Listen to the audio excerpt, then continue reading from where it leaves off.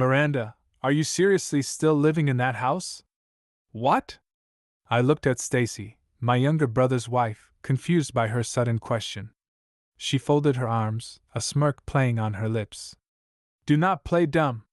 You really do not get what I am saying? What are you talking about? I asked, my patience wearing thin. Stacy let out a dramatic sigh, then looked me up and down with a condescending glare. I am saying that someone with your level of education has no business living in a mansion like that. I was too stunned to speak. And just as I was processing her words, the door behind me swung open with a loud bang. Hey, Stacy! What are you saying to my sister? It was my younger brother, Colin. My name is Miranda, and I am a 30-year-old business owner. I have never been married because, for the longest time, my life revolved around work. But I have never felt lonely, not when I have had my mother and younger brother by my side. We have always been close as a family, and our home was always filled with warmth and laughter.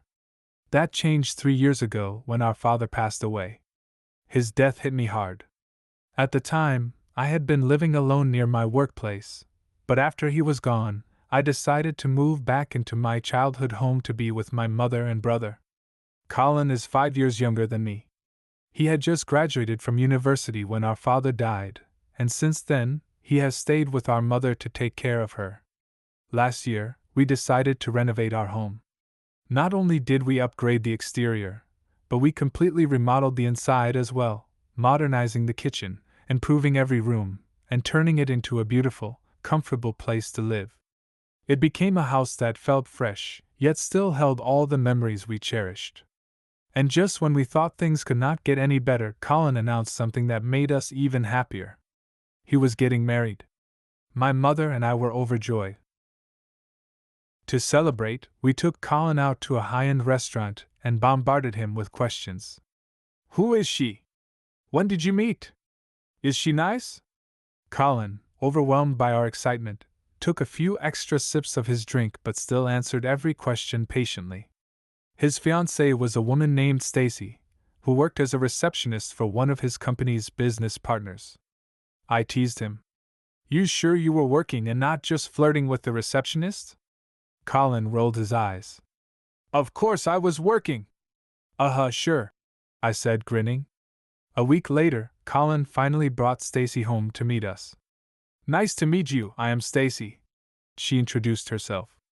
She was undeniably beautiful, but more than that, she had a bright personality and a charming smile. As we sat in the living room, my mother and I asked her about how they met. Stacy explained that she was actually the one who made the first move. When Colin visited her office for business, she struck up a conversation with him. Eventually, he asked for her contact information, and they started going out. Colin, looking flustered as she told the story, avoided eye contact. Wow, I teased. You are blushing. What is wrong? Embarrassed? Of course I am embarrassed, Colin muttered. Stacy laughed. I am an only child, so I love seeing sibling interactions like this. I hope we can get along, Miranda. Her words made me happy. From that moment, we exchanged phone numbers, and the three of us started hanging out regularly. Stacy became a frequent guest in our home. She loved our newly renovated house, often commenting on how beautiful it was and how spacious the kitchen felt. It must be wonderful cooking here, she had said to my mother. She stayed over so often that she practically became part of the family. It felt like I had gained a little sister. And then, after all the celebrations, Colin and Stacy officially submitted their marriage registration and became husband and wife. Congratulations! We cheered, toasting to their new life together at another wonderful dinner. That night, my mother asked them, Now that you two are married, where do you plan to live? Stacy hesitated for a moment before saying, Actually, I was hoping we could live here. Colin's eyebrows shot up in surprise. What? You want to live here? I would like to, she said, nodding. And in the future, I would love to take care of your mother. My mother and I were touched. Colin had truly found himself a wonderful partner. Without hesitation, we agreed. Stacy immediately brought over her belongings, and we turned one of the spare rooms into her own. Since she had already spent so much time with us, it felt like a natural transition. We thought it would be fun. But after she moved in, things took a turn for the worse. It all started one night when my mother, Stacy, and I were having a small girls' night. Colin was out drinking with friends, so we stayed home, enjoying a few drinks ourselves. Then, out of nowhere, Stacy turned to me. "By the way, where did you go to college?" she asked. I took a sip of my drink and casually replied, "I did not go to college.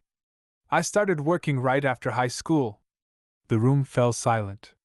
Stacy stared at me, her face frozen in shock. "You are a high school graduate?" she said slowly, as if she could not believe it. "Yeah," I said, watching her reaction carefully.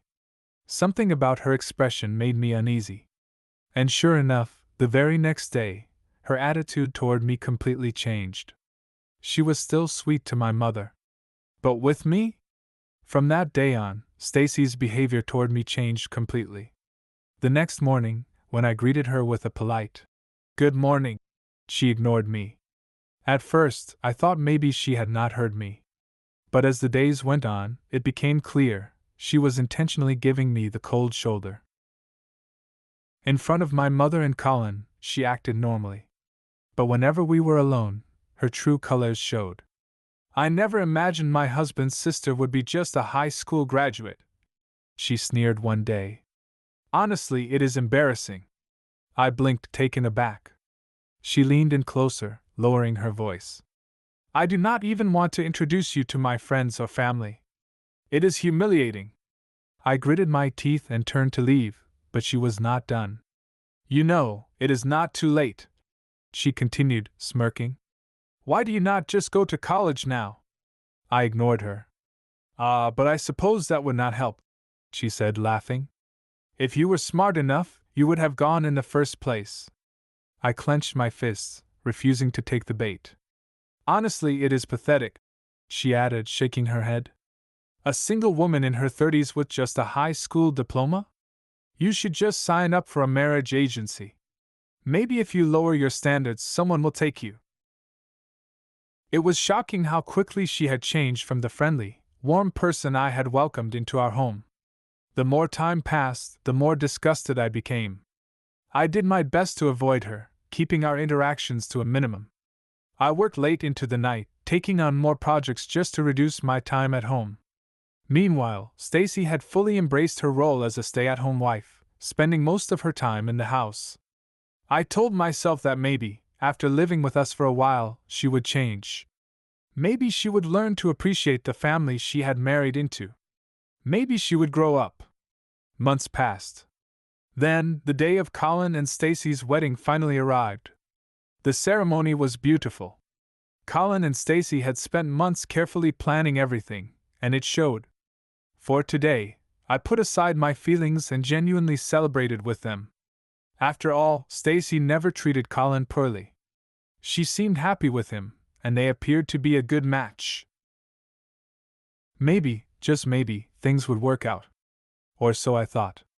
That evening, after the ceremony, I was resting in the family waiting room when Stacy suddenly entered. I was alone. Here we go, I thought, mentally preparing myself for whatever she was about to say. "Ah, Stacy. Thank you for the wedding," I said, keeping my tone polite. "Are you going to the after party? Have fun." I had no plans to attend, so I was glad to get a chance to say goodbye before heading home. Stacy sighed dramatically, then gave me a long, pointed look. "Miranda, are you really planning to keep living in that house?" she asked. I frowned. "What?" She sighed again, shaking her head. "You do not even hesitate, do you? What are you talking about?" I asked, starting to feel irritated. She gave me a pitying look. "Wow, you really do not get it, do you?" I stayed silent, waiting for her to continue. Then she dropped her usual condescending smirk and said bluntly, "Someone with your level of education does not belong in a mansion like that." My stomach twisted. "What?" I said, staring at her in disbelief. "It is a beautiful house," she continued. But you do not deserve it. Are you making fun of me again? I asked, my voice dangerously low. She scoffed. I am just telling the truth. I took a deep breath, trying to stay calm. Stacy, I said, my tone firm. That is far-fetched and ridiculous. She rolled her eyes. Oh my God, you are so annoying! Just leave the house and do not come back. I stared at her, stunned. And then, bang! The door swung open. Hey, Stacy! What the hell are you saying to my sister? Colin stood in the doorway, his face dark with anger. Stacy stiffened. See, Colin, how long have you been standing there? Since the beginning, he said coldly. Since you asked my sister when she was planning to move out of her own home. Stacy's face turned pale. Wait, Colin, you do not understand, she said quickly. It is a misunderstanding. Colin folded his arms. A misunderstanding? You just admitted you have been talking behind her back this entire time. Stacy's mouth opened and closed, but no words came out. Colin shook his head. So this is how you judge people, huh? By their level of education? Their job titles? He let out a bitter laugh. Let me guess, when you picked me, it was not because of me, was it? It was because I have a degree and a high-paying job. Stacy swallowed hard, unable to respond. I took a deep breath. Colin, I said, looking him straight in the eye. Are you sure you want to stay married to someone like this? If you do, it might affect your career and your future. Hey! Stacy shrieked. We just got married. You have no right to tell Colin what to do. She turned to him, her voice frantic. Besides, you earn more than double what she does. She is just a high school graduate. She barely makes anything compared to you. I sighed. Stacy had finally exposed herself. Colin's expression darkened. Stacy, he said, his voice quiet but sharp. Do you even know what my sister does? Stacy frowned. What do you mean? Colin let out a short laugh, shaking his head. She is the president of the company I work for. Stacy's entire body went stiff.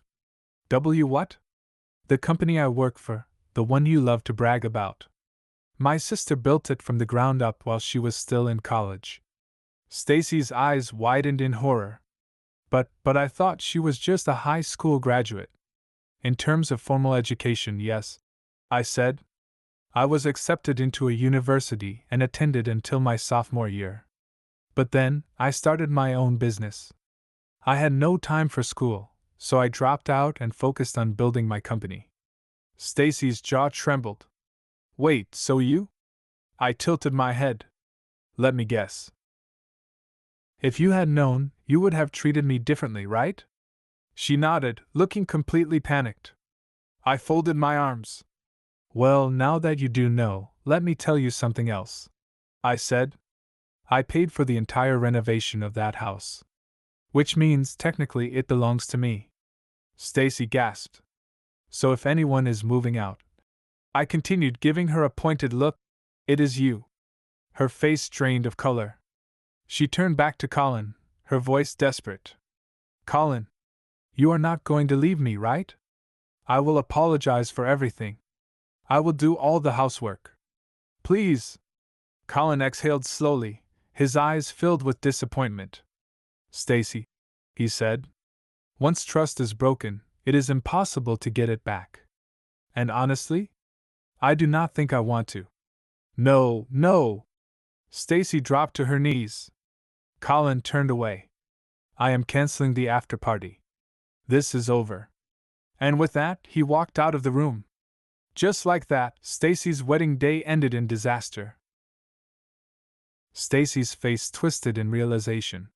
She had exposed herself completely. She had spent months looking down on me, mocking me for not having a college degree, only to find out that I was the very person who had built the company she was so proud of her husband working at. I crossed my arms. Now that you understand who I am, let me tell you something else, I said coolly. I paid for the entire renovation of that house. Which means legally it belongs to me. Stacy's face went white. So if anyone is moving out, I added, it is you. She turned in a panic to Colin, grabbing his arm. Colin! You are not going to leave me, right? She pleaded. I will apologize. I will take care of everything at home.